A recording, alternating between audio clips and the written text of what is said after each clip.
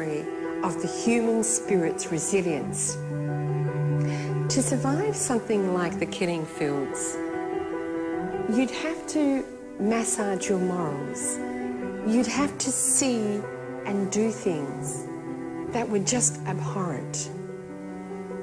For people to survive such conditions, they're often emotionally scarred, but not always.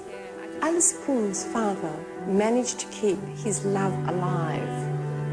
For Pung, to survive is to survive emotionally. My father had this thing with dependency because there were people who didn't survive the killing fields. They didn't survive because they were probably the only person left in their family, or they got lost. And when we were growing up, we'd been raised for independence. You go to schools, teachers say, oh, you've got to grow up, you've got to be independent. And I could never understand when I was growing up this idea of love based on this really clingy dependency that my mother and father had. But my father had grown up in a society where you live in massive households with 10 siblings, your mother, your brother's wife, your brother's wife's mother. So there's all this interconnectedness. And when you lose these links, the more you lose, the more of yourself you lose. Because you're not an individual, you're part of this massive group. The bigger the better.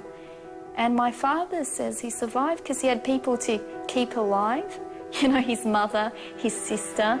Maybe that's the best reason to survive, is because of your loved ones still being alive.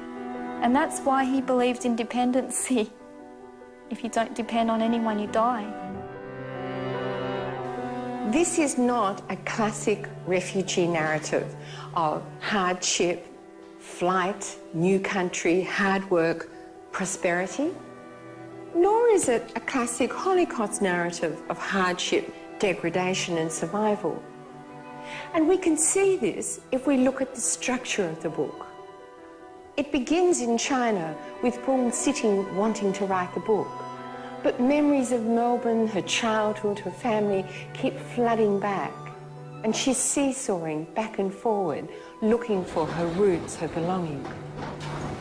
Her father's voice can't truly enter the narrative until she returns to Melbourne, because he's surrounded by trams and suburbs of Melbourne, not of Asia. And this is Melbourne. I could have put these killing field chapters first. That's how, you know, a best-selling narrative with triumph at the end would work. You put these terrible things to show that a man emerged and worked hard in Australia and opened up his own business. And he is a true survivor. But that, to me, isn't what makes a true survivor. By not using the classic Holocaust narrative of disaster and survival, Pung is asking us to read the text in a different way and to see that survival is much more than a physical condition. When I was 18 years old, my father took me to interview quite a few of his friends because I was interested, very fascinated by Cambodian history. So I remember going to a furniture maker's house and his wife served us tea in tiny Chinese teacups. I'd grown up with Australian mugs, big things. You could sit for hours having a yak, as they call it. But this man was very straight to the point. He talked about how he and his wife survived. They made it to Thailand. They'd survived the killing fields. Their family was intact, almost, their immediate family, you know. But then the Thai soldiers loaded them up on trucks and drove them out of Thailand to the top of a hill and dumped them there, the Dangrek mountain ranges.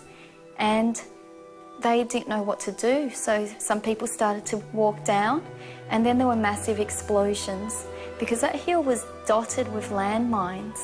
And that man waited until it was safe. He said, I waited till there weren't that many explosions, and people had already cleared a path for him and his very pregnant wife, and they made it down there.